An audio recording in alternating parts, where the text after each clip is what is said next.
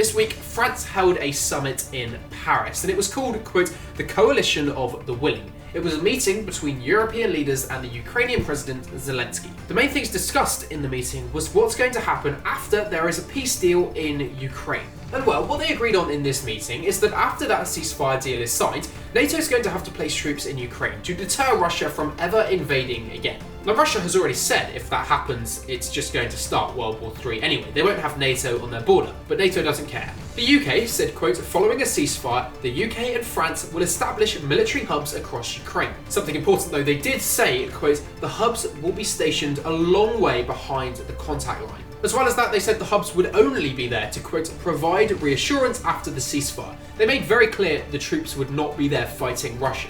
But the problem is, obviously, if UK and French troops are in Ukraine, there's a much higher chance of them clashing with Russian troops, and if that happens, it will start a war.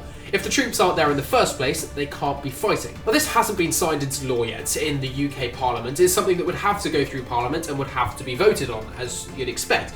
But it could pass, because Labour is the party in charge. So it seems British troops could be sent to Ukraine if a ceasefire deal is signed, along with French troops. Which is why you should leave me a follow for the global news that you just won't find anywhere else.